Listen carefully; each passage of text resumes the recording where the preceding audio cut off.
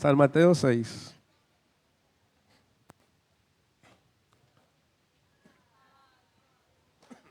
No, eso. Entonces, San Mateo capítulo 6, vamos a meditar. Amén.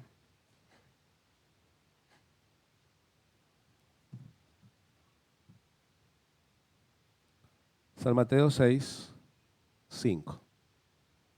6, 5 de San Mateo. Vamos a hablar hoy sobre el deseo del ser humano de manipular a Dios. Cuando ores no seas como los hipócritas, porque ellos aman el orar en pie en las sinagogas y en las esquinas de las calles para ser vistos de los hombres. De cierto os digo que ya tienen su recompensa. La recompensa es que son vistos, que son aplaudidos. Mas tú cuando ores, entra en tu aposento y cerrada la puerta ora a tu Padre que está en secreto. Y tu Padre que ve en lo secreto, te recompensará en público. Haz las cosas bien en lo secreto, porque lo que hagas en lo secreto, Dios lo recompensará en público. Hay cosas que haces en lo secreto, y si no son buenas, también Dios sacará a la luz. Y orando no uséis vanas repeticiones como los gentiles, que piensan que por su palabrería serán oídos. No os hagáis pues semejantes a ellos, porque vuestro Padre sabe de qué cosas tenéis necesidad antes que vosotros le pidáis. Vamos a orar. Padre Celestial, maravilloso Dios, maravilloso Señor. Te damos gracias, Padre Santo, por la bendición de predicar y de oír tu palabra. Bendícenos en esta hora con poder, Señor. Muévete en medio nuestro y bendícenos, derramando una gracia especial en el nombre de Jesús. Amén y amén. Demos alabanza a Dios. Aleluya. Tomen asiento, amados hermanos. Bueno, el ser humano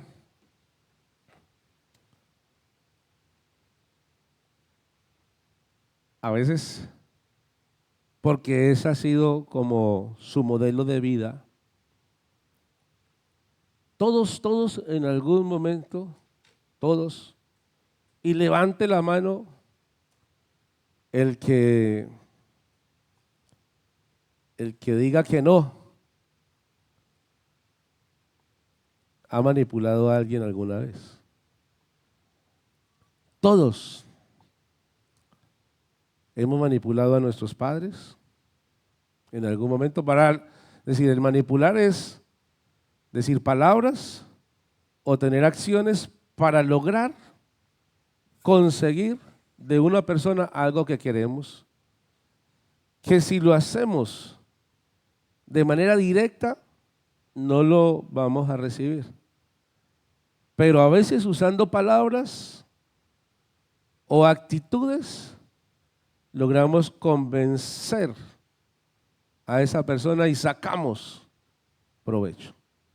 El problema es cuando eso se convierte en un modelo de vida. El problema es cuando haciendo como sentir mal a alguien, le hacemos sentir mal para que entonces con ese sentimiento de culpa haga. Eso es manipular, eso es manipulación, eso es controlar a alguien. Entonces, en algún momento lo hicimos seguramente. Los hijos manipulando a los padres a los hijos, hacerles sentir culpable. Por tu culpa se me dañó el día, ¿verdad? O también las esposas o los esposos para llevar al cónyuge. Dentro de 8 días seguramente hablaremos de la manipulación a nuestros semejantes, pero es que el problema es cuando pensamos, como eso nos ha funcionado, que con Dios también funciona. Entonces usamos maneras y el Señor dice, no piensen que haciéndolo de esa manera, ustedes van a ser oídos. Es decir, los gentiles y muchas palabrerías y muchas cosas, no. A Dios, con Dios no es así. A Dios no lo podemos manipular. ¿De dónde nace la necesidad o el deseo de manipular a Dios? Nace de el miedo. Del miedo a muchas cosas que hace que se nos salga de control la situación. Entonces podemos tener miedo a la enfermedad. Y uno piensa en la enfermedad y uno dice, Señor, hay temores naturales, pero eso es demasiado miedo a una situación que se nos sale de control. Entonces eso nos lleva a querer como, a ver qué hago para tener el control. Miedo a la soledad, miedo a la pobreza. No sé qué pasaría si llega un momento en mi vida donde no tenga dónde vivir, quedarme en la calle. O sea, esos son miedos. Miedo al fracaso, proponerse algo, tener un deseo de alcanzar algo, sea a corto, a mediano o a largo plazo, y fracasar en ello. Qué miedo empezar algo y fracasar. Y el señalamiento y el rechazo, el abandono y la muerte. O sea, tener miedo a la muerte. Porque le tenemos miedo a muchas cosas. Pero el peor de los miedos seguramente es morirse. Miedo a sufrir, a una muerte donde haya sufrimiento, tantas cosas. A una agonía prolongada, a una vejez lleno de enfermedades, en la soledad, donde se convierta uno en una persona dependiente. Qué miedo, ¿verdad? Pero nosotros, amados hermanos, tenemos que saber que nosotros no tenemos el control de todo. Y entonces hay cuestiones que a nosotros nos hace tener incertidumbre y saber de que hay cosas que no vamos a tener el control. Pero claro, el ser humano, ese miedo lo lleva no tanto a buscar de Dios, sino a buscar la seguridad en Dios. O sea, muchas personas buscan la seguridad, quieren tener la seguridad. Y cuando nosotros convertimos a Dios en un medio, o queremos convertir en un medio para tener el control, entonces ahí es donde empieza la manipulación. Y como Dios no se deja manipular, entonces el ser humano se inventa. Y ahí entonces nacen los ídolos. Porque el ser humano se fabrica ídolos para manipular lo sobrenatural. Porque es eso. Y la hechicería es para manipular al ser humano. Los ídolos, la idolatría, para manipular lo trascendente. Y la hechicería, porque la Biblia dice que uno de los deseos de la carne es la hechicería. Y cuando hablamos de hechicería, en esos términos, no es tanto brujería, sino la manipulación a otro. Hechicería, eso entra dentro de los deseos de la carne. Pero entonces la idolatría, entonces se han inventado una cantidad de la religión tradicional de ídolos. ¿Ustedes no han escuchado el santo de los ojos? Santa Lucía. Después del ojo afuera no hay Santa Lucía que valga. Ese es el santo de cuidar la vista. San Expedito, un dios, un ídolo, un santo que se inventó la iglesia tradicional para que usted le dé un dinerito y San Expedito te soluciona el problema rapidito. Es decir, eso es para cosas urgentes, San Expedito. Para conseguir novio, San Antonio. Dame un novio. Así cosas, hay tantos, sí, hermano, y hay ídolos. Y que el San Gabriel, y que San Miguel, y que vamos a prenderle una veladora. Y eso, el ser humano, inconscientemente, quiere manipular. Entonces, con estos rezos, con estas oraciones, así, con este modelo de oración, entonces usted recibe el milagro. Solamente con eso. Entonces, ¿cómo se hace para manipular a Dios? Señor, si tú me concedes este favor, yo te prometo que me entrego este año.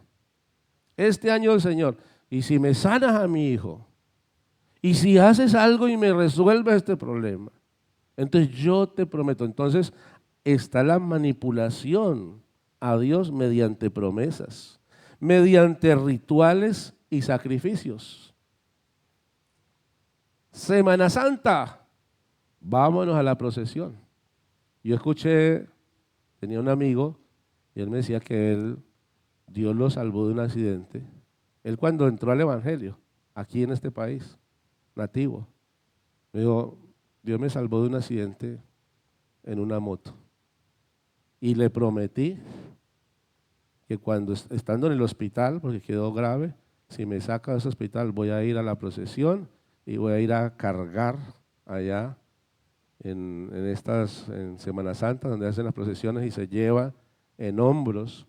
Mucha gente lo está haciendo porque es un sacrificio. Cargar, eso pesa toneladas, hermano. Y los pasos, y las salidas, y todo esto, el pagar para que mediante ese rito, porque vamos a rezar, porque murió en la paz del Señor. Pero dentro de un año vamos a hacer una misa para sacarlo, para orar por su alma. Pero si ya se dijo que murió y que descansó en la paz del Señor, y dentro de un año hacemos una misa, paz por el alma, esas son cuestiones que tienen muchos matices, rituales y sacrificios. También mediante la moral, una moral aparente. Si yo me porto bien, y si yo me porto bien, porque Dios no me responde, porque tú estás haciendo de la moral un medio, y la moral, la ética, es un fin. Allá es donde yo quiero llegar, valores y principios, y ser cada día enteramente preparado para todo lo bueno, pero no para manipular a Dios, porque hay gente que quiere manipular a Dios, diciendo al Señor, pues si yo me he portado bien, ¿por qué no me da lo que yo le estoy pidiendo? Le prometo que me voy a portar bien. No prometa que usted se va a portar bien para que Dios le dé algo, porque con Dios no funciona así. Pórtese bien porque esa es su naturaleza cristiana. Como cristiano, hermanos, es que el tigre por las rayas. El árbol de manzanas no da peras. Por sus frutos los conoceréis. Todo árbol, es decir, el fruto se sabe. Yo no sé qué árbol será eso. Tiene una guayaba, es de guayaba, ¿verdad? Entonces, también mediante oraciones elegantes. Soberano Dios, y te arrodillas allá en la intimidad y oras como cuando oras en público. Nosotros aquí oramos en público, soberano Dios, eterno Rey. Pero cuando nos arrodillamos allá, Padre, aquí estoy. Vengo ante tu presencia, Señor. Aquí me presento. No tienes que ponerte, oh, santo eres, Señor, el Rey del universo, y pensar que esa es la manera de orar y con mucha pompa y con una oración como como muy elegante para que Dios nos escuche. Mediante el dolor y las lágrimas, también a veces se quiere manipular a Dios. Porque es que estoy sufriendo tanto.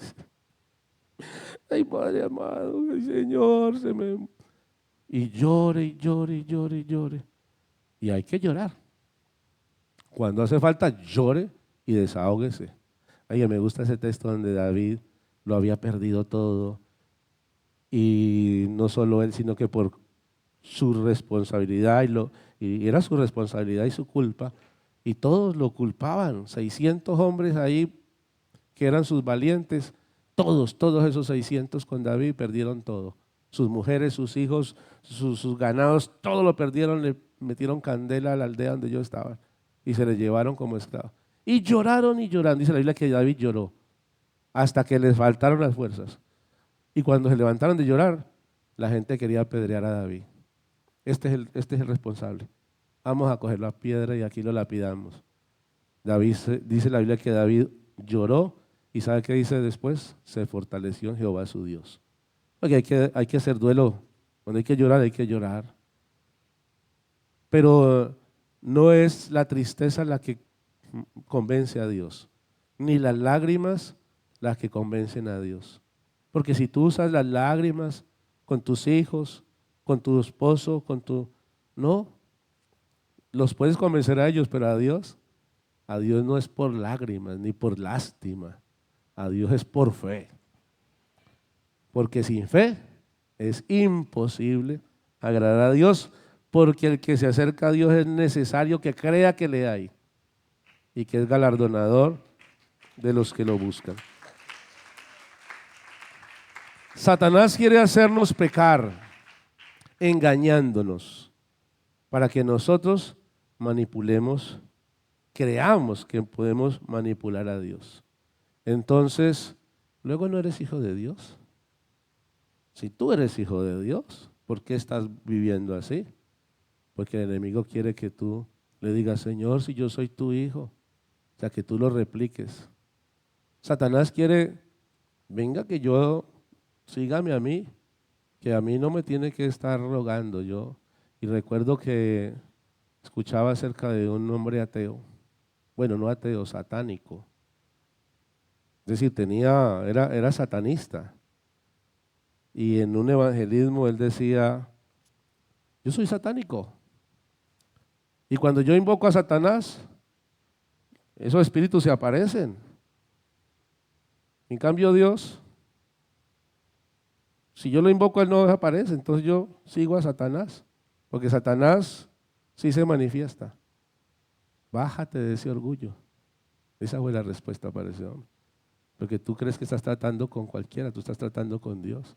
Y quieres manipular a Dios y entonces, si Dios me responde, entonces ahí sí le creo. Y con el Señor no es así. ¿Por qué no se puede manipular a Dios? Porque ahí surge ¿por qué no se puede manipular a Dios? Porque a Dios no lo podemos usar como algo mágico. Porque cuando el ser humano pretende manipular a Dios, está demostrando, y eso es lo que Dios no va a permitir, o lo que Dios no acepta, es que tú le uses para un beneficio. Entonces, resultas amando más el milagro que a Dios. Y tú y yo hemos llegado a la conclusión de que a Dios lo amamos no por lo que nos da, sino porque es Dios. Amén. Así no me dé nada, como dijo Job. Oye, Job, tremendo Job. Job en la situación en que se encontraba dijo, aunque Jehová me mate, yo esperaré, yo seguiré confiando en Él, aleluya. Entonces, el texto dice, no se preocupen, ¿por qué habéis de comer? Es decir, por ese problema que tienes, porque estás preocupado porque tienes miedo a que no vas a llegar a fin de mes, estás sin trabajo, te despidieron y las puertas están cerradas y no tienes con qué pagar el alquiler, entonces te quedaste sin trabajo y te quedaste sin sin vivienda, dentro de una semana te vas a quedar en la calle. Y no tienes útiles para los hijos y uniformes, y hay compromisos, techo, comida, vestido. El Señor dice, busquen primero el reino de Dios y su justicia. No se preocupen, hijitos, no se preocupen por eso, porque cuando ustedes buscan primeramente el reino de Dios y su justicia, yo les prometo que esas cosas que son añadiduras llegarán. Usted deleites en Dios. Sí, hombre, yo no digo que no hay momentos en que uno se pueda, y Señor, ¿qué va a pasar? Pero que esa angustia no se le meta al corazón al punto de usted desesperarse. ¿Qué hago, Señor? Ay, Señor, ¿y qué va a pasar? Por favor, óremen. Ay, Señor, intercesión, por favor. Dice la Biblia, dice, Dios sabe que tenéis, de qué tenéis necesidad. Entonces, sí, ore y ya. Descanse en Dios. Y muchas personas llegan a la iglesia y buscan ese milagro. Y Dios tan bueno les da el milagro y no vuelven. Y ahí es cuando Dios va a empezar a bendecirle. Ahí es cuando viene lo mejor y se va. Y se pierde lo mejor. Cuando nosotros buscamos primeramente el reino de Dios y su justicia, es decir, no estamos convirtiendo a Dios en un medio.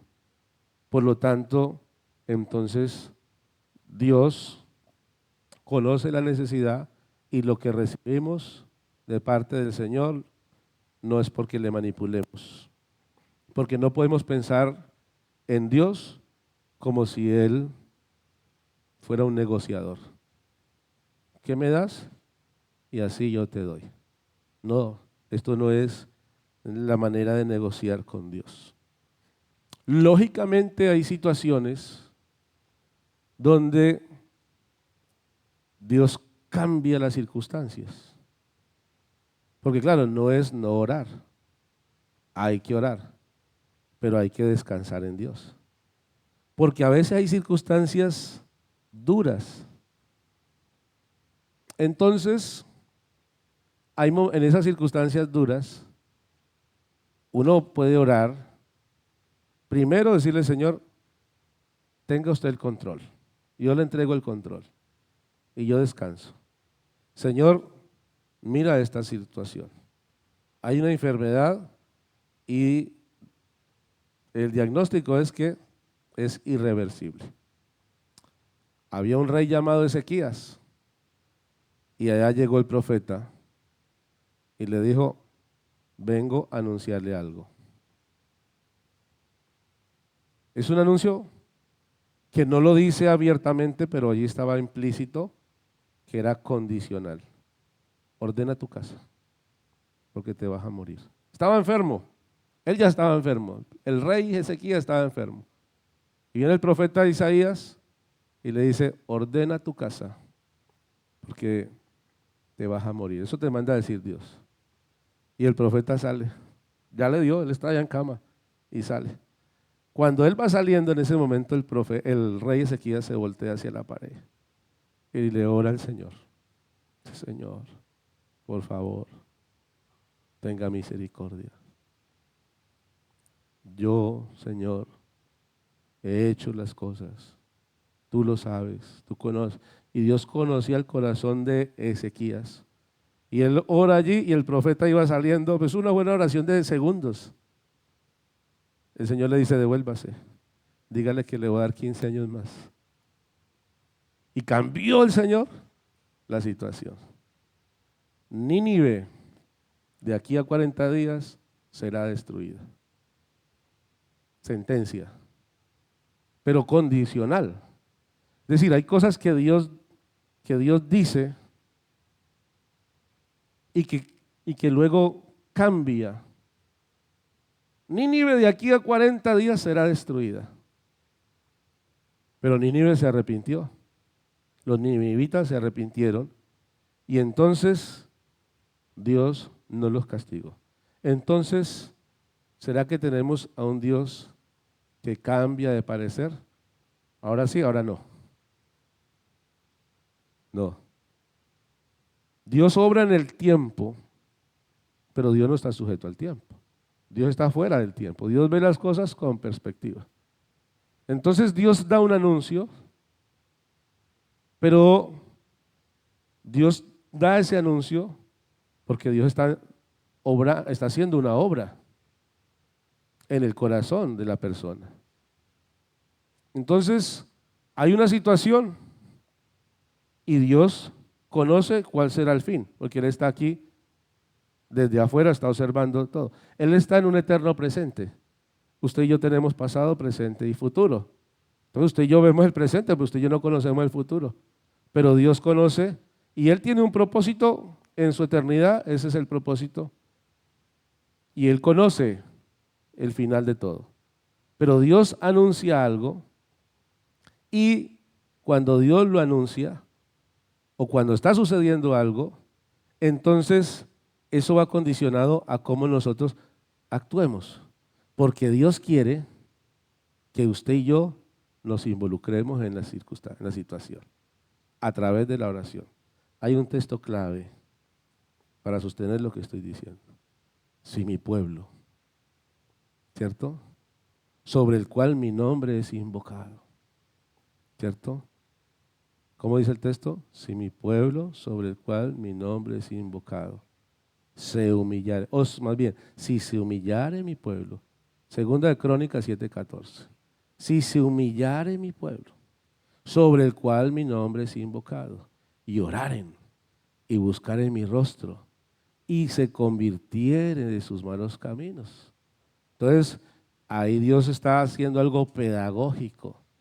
Dios permite las circunstancias para llevarte a ti a que tú aprendas algo y que ores, pero que sepas cómo orar.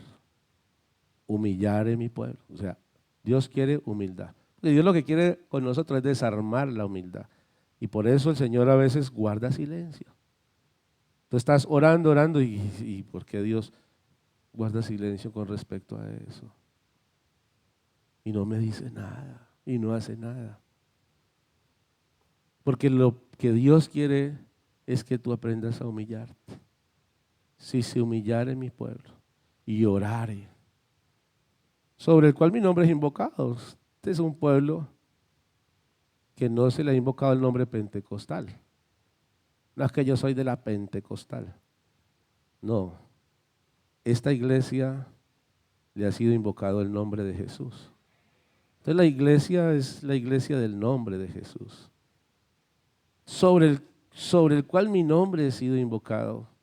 Y oraren. Entonces, hay que orar. Y busca el rostro de Dios.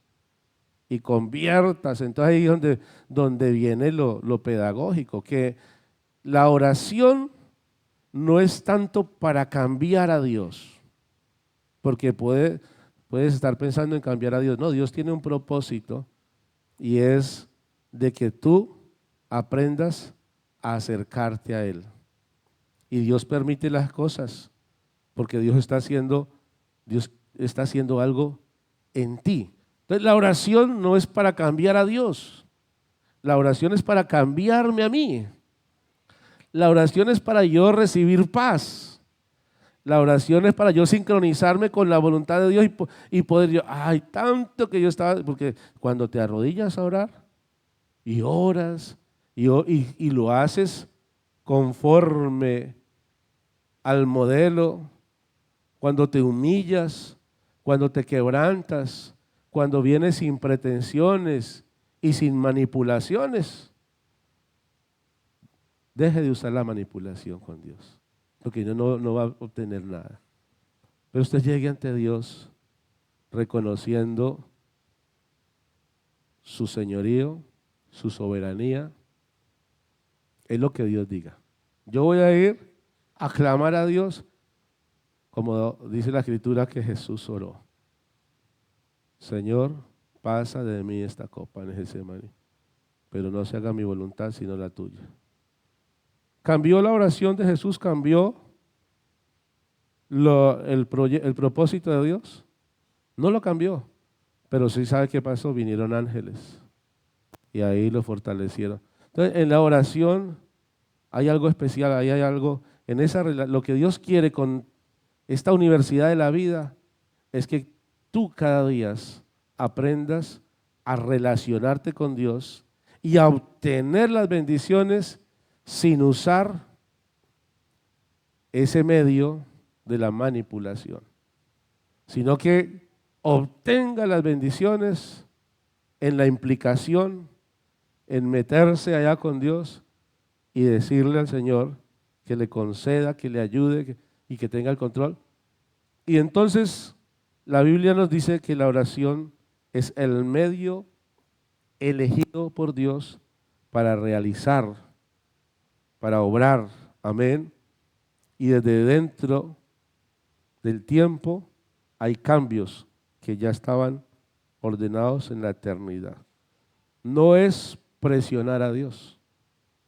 Cuando tú ores, escúchame en esto, cuando ores, no te arrodilles a orar, a decir, Señor, no acepto un no por respuesta.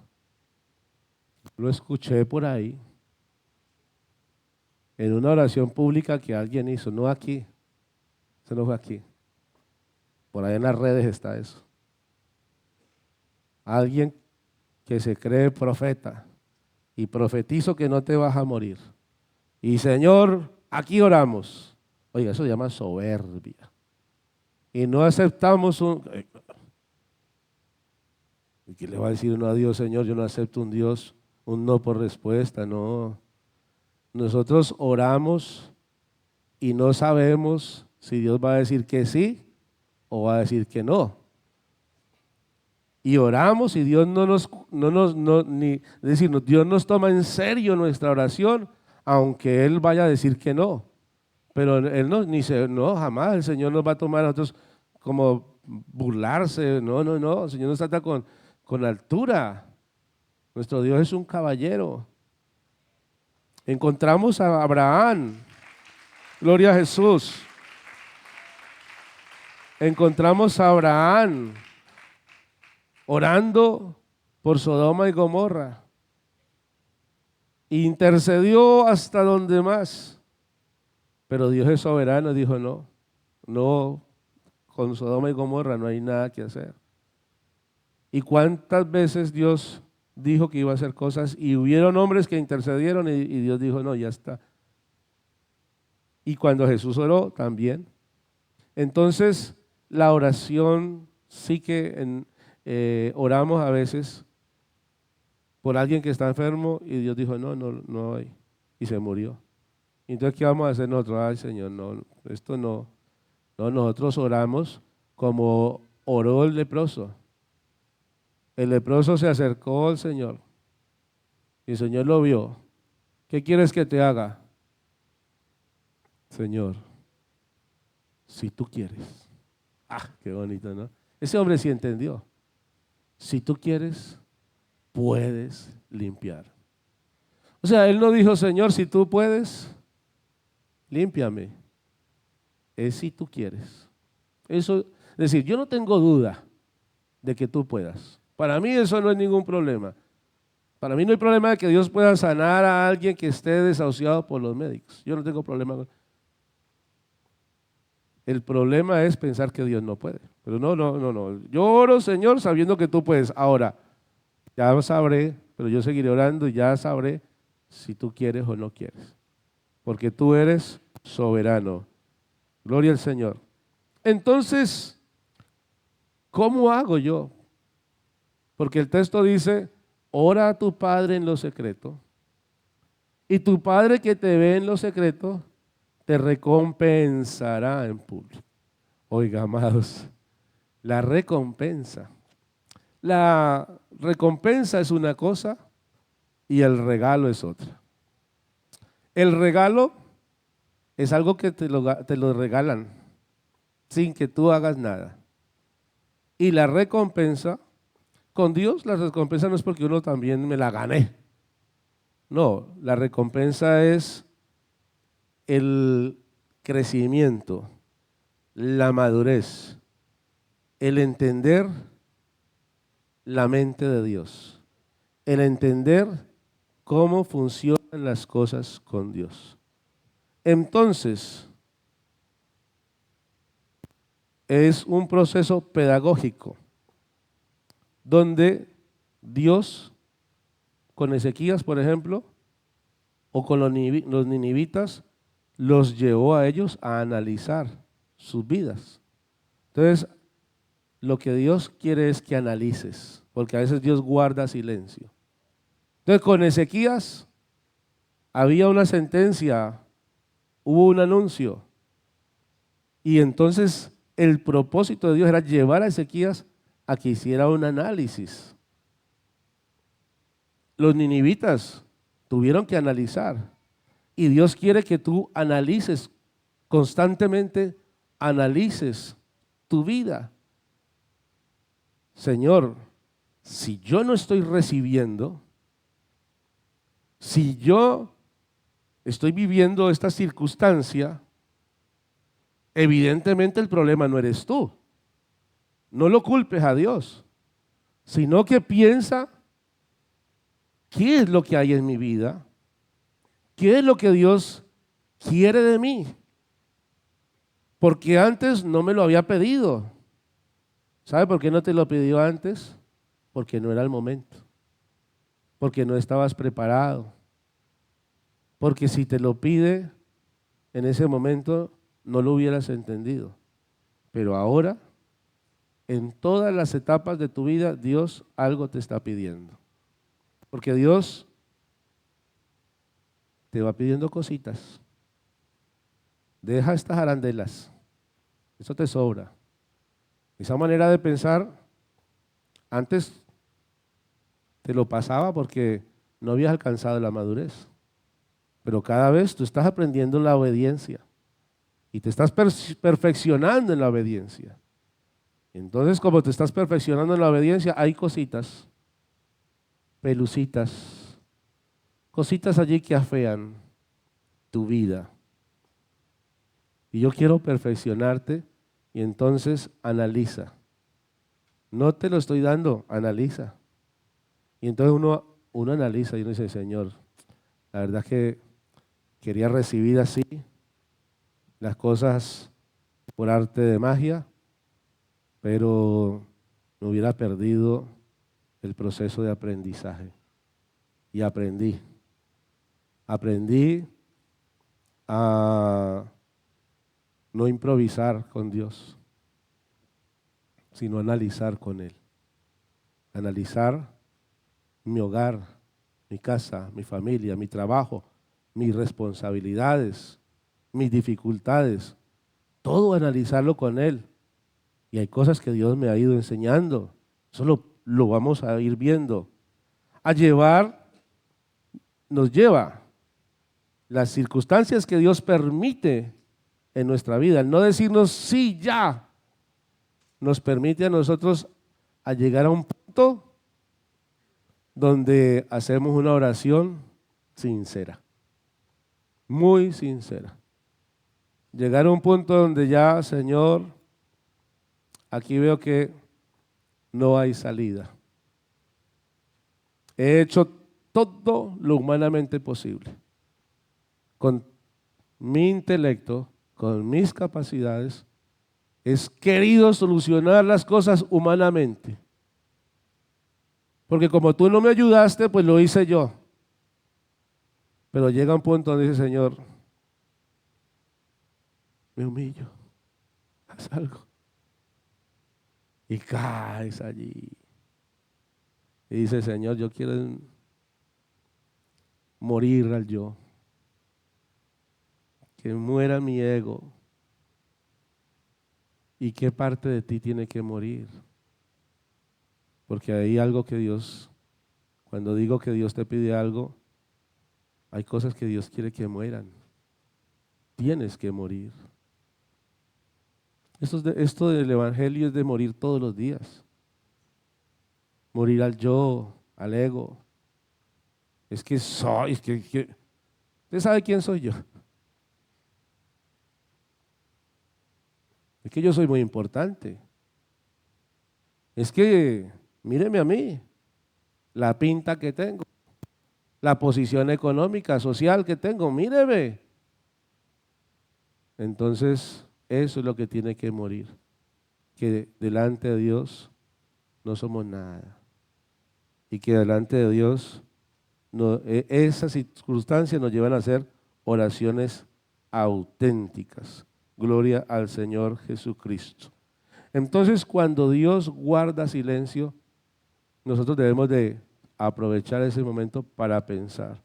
Y si Dios definitivamente dice que no, entonces nosotros aceptar la voluntad de Dios, entendiendo que la oración no es tanto para cambiar a Dios, porque muchas veces la oración no mueve la montaña. Ora y la montaña se mueve. Cuando la Biblia habla de la montaña se refiere al problema. Pero ¿qué hago cuando no se mueve la montaña? Entonces hay veces que la montaña se quita, pero muchas veces Dios dice, no, no voy a quitar la montaña, pero te voy a dar fuerzas para que subas la montaña. Eso es, no renuncies, no renuncies a tu relación con Dios, no te frustres, porque hay momentos en que puede ser frustrante, pero no es porque Dios quiera manipularte a ti, sino porque tú no puedes manipular a Dios. Y Dios quiere enseñarte a cómo acercarte a Él, que esto es por fe. Gloria al Señor Jesucristo. Entonces, la oración cambia muchas veces el rumbo de las cosas, pero otras veces cambia el corazón del que ora. Tu actitud cuenta, porque lo importante más que el milagro es la relación con Dios. ¿Tú quieres un milagro? Está bien, pero por encima es tu relación con Dios. Lo importante no es el regalo, sino lo que aprendes. Y lo que aprendes es la recompensa. Dios te recompensará en público porque Dios está forjando en ti un carácter. Y ese carácter se va a ver reflejado. Y ahí es donde cuando hayan momentos de tensión y de presión y de desesperación, tú vas a actuar con serenidad, vas a actuar con calma, con una madurez especial, porque esa es la recompensa que Dios te da. Entonces, amados hermanos, el don es algo que no merezco, pero la recompensa es el fruto de una relación ordenada con Dios. Voy a invitarle a estar en pie. Y voy a darle unos ejemplos de lo que es el regalo y de lo que es la recompensa. Y yo quiero invitarle en esta mañana a que concluyamos esta enseñanza sencilla, pero que lleguemos a una conclusión, que hoy oremos diciéndole: Señor, gracias por los regalos, pero ayúdame a buscar la recompensa.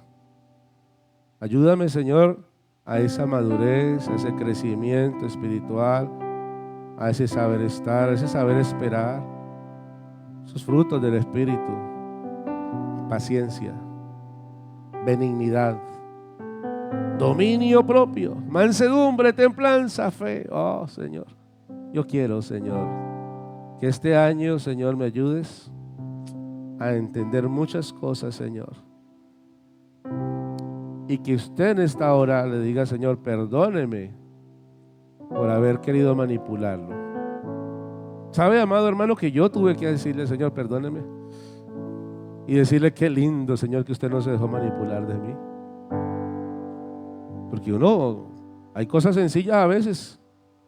Uno quiere que Dios le responda a uno de manera mágica. Y como que se desespera. Señor, ¿qué pasa, Señor?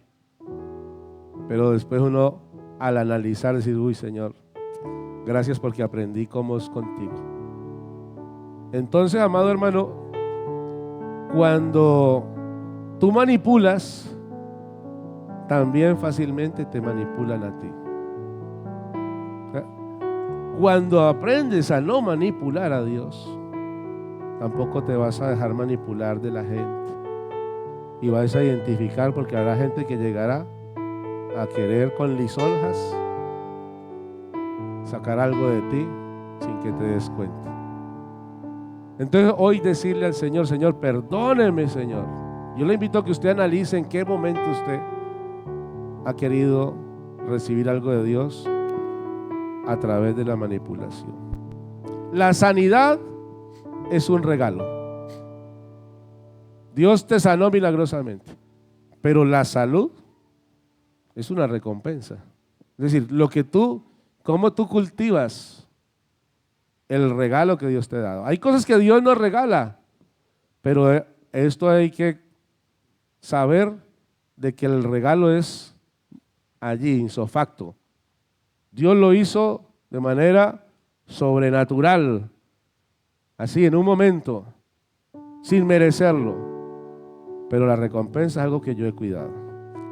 Un matrimonio, el casarse, eso es un regalo, pero la felicidad conyugal es una recompensa. Es algo en lo que tú estás trabajando constantemente. Si tú no cuidas los regalos que Dios te da, se mueren.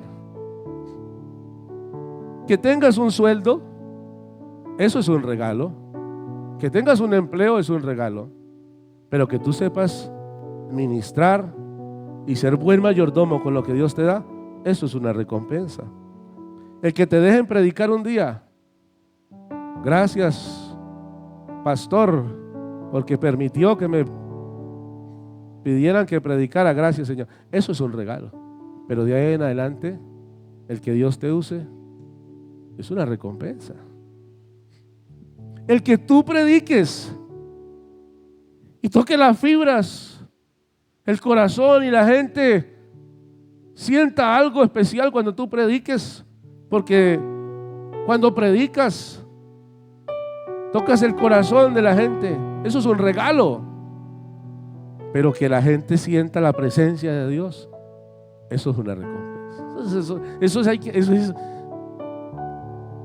meterse uno en Dios. Que la gente reciba y que haya una obra y un mover en su vida por esa palabra predicada. Eso es una recompensa. El que te nombren en un comité como líder es un regalo.